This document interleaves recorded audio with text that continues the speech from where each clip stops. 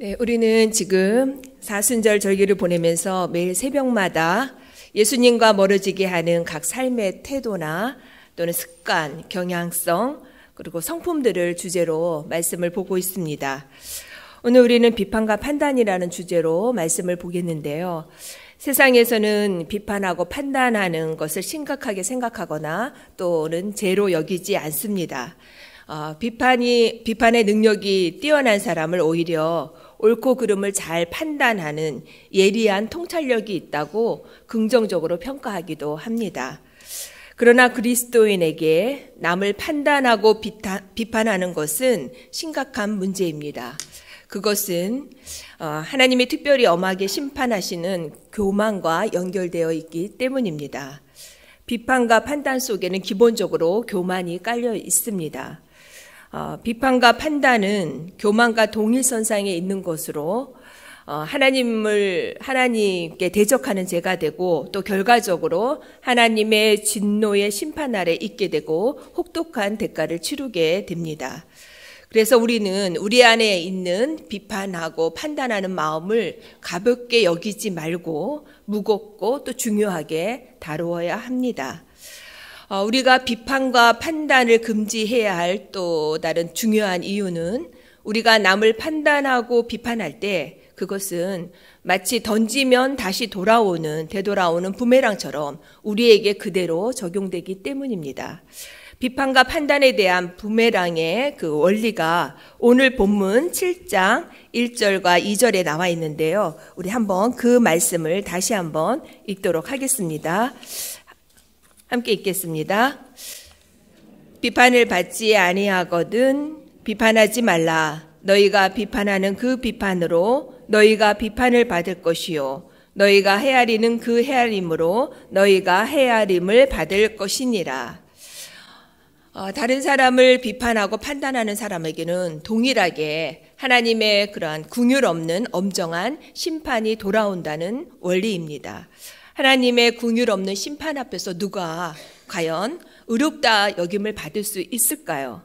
우리는 정확하고 엄정한 심판이 아닌 하나님의 긍휼 어린 은혜로운 심판이 필요한 존재입니다. 그렇다면 왜 비판과 판단이 죄가 될까요? 그것은 앞에서 언급했지만 비판과 판단은 우리의 교만이 밖으로 드러나는 현상들 중에 하나이고 또 그 배후에는 사탄이 있기 때문입니다. 판단하고 비판하는 것은 사탄이 하는 일입니다. 사탄은 거짓의 아비이고 또 참수하는 존재, 즉 남을 헐뜯어서 죄를 집요하게 찾아내서 제목을 고발하는 존재입니다. 우리는 욥기에서 사탄이 동방의 의인인 욥을 하나님께 참소했던 것을 기억합니다. 참소하는 자, 사탄이 우리에게 불어넣는 이 비판의 마음은 우리가 가장 경계해야 할 그러한 죄 중에 하나입니다. 남을 비판하고 판단할 때 우리는 사탄의 지배를 받고 있다라고 이렇게 생각하시면 되겠습니다. 우리가 남을 판단할 때 조심해야 하는데 그것은 우리에게는 다른 사람의 행동이나 그러한 실수의 어떤 배경이나 동기를 모른 채 보여지는 것만으로 이렇게 판단하는 한계가 있기 때문입니다.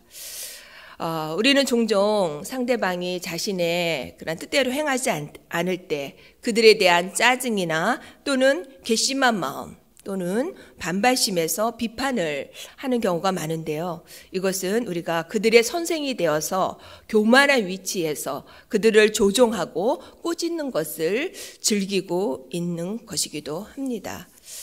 그렇다면 비판과 판단이라는 죄를 극복하고 비판에서 벗어나 예수님과 더 가까워지기 위해서는 어떻게 해야 될까요? 먼저 첫째는 비판과 판단에 대한 자기 변명을 멈추어야 합니다. 우리가 우선적으로 해야 할 것은 우리의 마음에 그 비판의 경향성, 남을 비판하고 정죄하려는 마음이 충만하다는 것을 인정하고 그리고 그것에 대해서 변명하지 않는 것입니다. 우리는 대개 이렇게 말하죠. 내가 다른 사람의 잘못을 지적해야 그들이 일을 망쳐놓지 않고 제대로 할 것이다 라고 이렇게 자기가 비판하는 것에 대해서 정당한 명분을 내세우고 또 합리화합니다. 그러나 우리는 어떤 일을 비판하고 꾸짖고 그리고 그것에서 멈추지 않고 더 나아가서 제3자에게 다른 3자에게 그 어떤 사람에 대한 그런 판단을 이렇게 말하는 경우가 많은데요. 그것은 내 주제, 내 분수를 넘는 것임을 우리가 알아야 합니다. 앞에서 잠깐 언급했지만 인간인 우리의 그런 판단과 비판에는 한계와 실수가 있습니다. 그런 미숙한 성찰에서 나오는 판단을 다른 제3자에게 말하는 것은 결국 우리가 비판하는 대상과 또 우리의 그런 비판의 말을 전하는 그 제3자에게 동일하게 큰 죄를 범하는 것입니다. 교육자로서 이렇게 사역을 하다 보면요, 그 안타까운 그런 경우가 있는데 그 중에 하나가 바로 우리 믿음의 공동체, 서로 사랑하고 또 격려해야 될 이런 믿음의 공동체 안에서 그 어떤 사람들의 미숙한 판단과 또 그 잘못된 그 비판의 화살을 맞고 이렇게 상처받고 또 아파하고 심지어는 이렇게 쓰러져 있는 그러한 교우들이 많다는 것입니다. 전쟁터에서 적군의 총알을 맞아서 죽는 사람들도 있지만요, 아군의 총알을 맞아서 죽는 어이없는 상황이 있다고 하는데 그러한 모습들을 우리가 이렇게 공동체 안에서도 보게 됩니다. 이 시간 한번 조용히 자신의 양심을 살피며 질문해 보시기 바랍니다. 나는 어떤 것을 가지고 다른 이들을 판단하고 비난했는가? 내 비판이나 또는 비난 때문에 다른 이들의 삶이 망가지지는 않았는가? 내 잘못된 비판과 판단 때문에 하나님의 존귀한 자녀가 오해받고 또 공동체에서 소외되거나 또는 관계가 멀어지지는 않았는가? 만일 우리가 위에 군림하면서 부모나 선생의 입장이 되어서 지도한다는 명분하에 냉정하게 비판하고 판단했다면 우리는 부메랑의 원리에 따라 하나님으로부터 동일한 잣대와 기준으로 궁일 없는 심판을 받는 그런 두려운 결과를 맞닥뜨리게 될 것입니다. 다른 사람에 대한 비판의 마음이 자꾸 일어날 때 자비를 베풀지 않는 그런 종의 비유를 기억하시기 바랍니다. 주인에게 1만 달란트를 탕감받은 종이 100데나리온의 빚을 진 동료를 용서하지 않았을 때 그 무자비한 종은 옥에 가두어졌습니다. 다른 사람에 대한 비판은 우리를 용서하신 하나님의 그 은혜를 망각하는 것이고 또 하나님의 진노를 다시 불러일으키는 결과를 가져오게 됩니다. 비판에서 벗어나 예수님과 더 가까워지기 위한 그러한 두 번째는 그 자신의 모습을 점검하는 것입니다. 그리고 남을 비판하고 또 판단하는 모습이 있다면 진심으로 회개해야 합니다. 다른 이들을 판단하고 비판하는 이 죄에 대항해서 철저하게 싸워야 합니다. 비판과 판단은 우리가 가볍게 여기는 어떤 실수와 또 어떤 성향이 아니라 바로 죄입니다.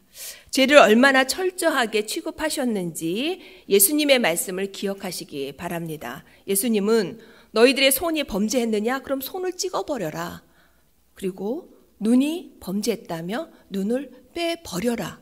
이렇게 과격하게 말씀을 하셨습니다.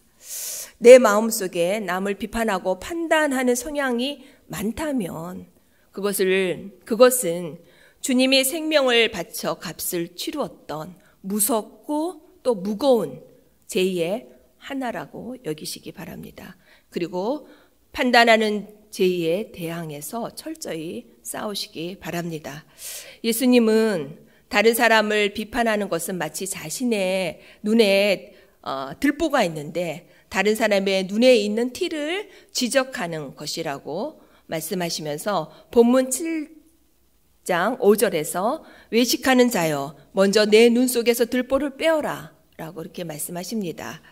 이 말씀 속에는 다른 사람의 실수를 보거든 먼저 판단하거나 비판하지 말고 하나님 앞에 나아가 너도 똑같은 죄를 범하고 있지는 않은지 한번 여쭈어봐라 하는 그런 교훈이 담겨 있습니다.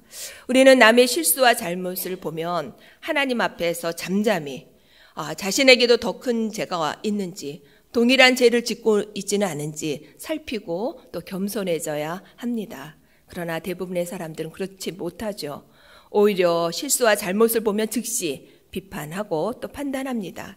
그러나 하나님의 거룩한 빛에 우리 자신을 비추어 보면 우리에게도 동일한 죄가 있고 또 심지어는 더 악한 죄가 아주 많다는 그러한 불편한 진실을 깨닫게 됩니다. 말씀대로 그들의 죄는 눈에 티와 같고 우리의 죄는 들보와 같습니다. 그래서 바울은 지적하죠. 로마서 2장 1절에서 우리가 읽은 대로 그러므로 남을 판단하는 사람아 누구를 막론하고 내가 핑계하지 못할 것은 남을 판단하는 것으로 내가 너를 정죄함이니 판단하는 내가 같은 일을 행한다. 이렇게 말하면서 또다시 또 경고합니다. 로마서 14장 10절 내가 어찌하여 내 형제를 비판하느냐 어찌하여 내 형제를 업신여기느냐 우리가 다 하나님의 심판대 앞에 서리라. 우리가 앉아야 할 자리는 다른 사람을 판단하고 고발하는 심판의 자리가 아니라 피고석입니다. 피고석에 앉아서 하나님의 판단을 받고 또 하나님의 심판의 말씀을 들어야 합니다. 그리고 마지막으로 예수님과 멀어지게 하는 그런 비판과 판단의 죄에서 벗어나 주님의 보혈 그리고 주님의 보혈의 능력을 의지해야 합니다. 비판하는 마음은 인간 안에 깊이 뿌리 내린 죄의 본성입니다. 판단하고 비판하는 마음을 극복하기 위해서는 생사를 건 싸움을 해야 합니다. 그런데 이것은 나 스스로에게 남에 대한 비판과 판단을 금지시키고 또 이제부터는 하지 않겠다라고 이렇게 선언한다고 해서 하룻밤 새에 없어지는 그런 간단한 문제는 아닙니다. 그것은 우리의 본성이 비판하고 판단하는 죄에 근본적으로 철저히 감염되어 있기 때문입니다. 우리의 의지와 노력으로는 역부족일 수 있습니다. 그래서 주님의 도움이 필요합니다. 예수님의 보혈의 능력은 우리 조상 아담에게서 물려받은 원래의 죄, 그리고 타락한 본성, 또 비판과 판단의 어떤 이런 성향들을 덮기에 충분한 능력이 있습니다. 말씀을 정리하겠습니다. 성도 여러분, 우리는 다른 사람들을 쉽게 판단하고 또 비판합니다. 우리의 속에는 근원적으로 남을 비판하고 판단하는 교만한 죄가 자리 잡고 있습니다. 그러나 기억해야 할 것은 우리가 다른 사람을 간용하지 않고 비판하고 정죄한다면 그것이 부메랑이 되어서 우리도 하나님께 우리가 판단한 그 판단대로 그 기준대로 비판받고 또 심판받는다는 것을 잊지 마시기 바랍니다. 비판하는 죄를 우리가 주님 앞에서 철저히 회개하고 또 주님의 보혈의 능력을 의지할 때 우리는 비판하고 판단하는 죄에서 벗어나 주님과 더 친밀하게 될 것입니다.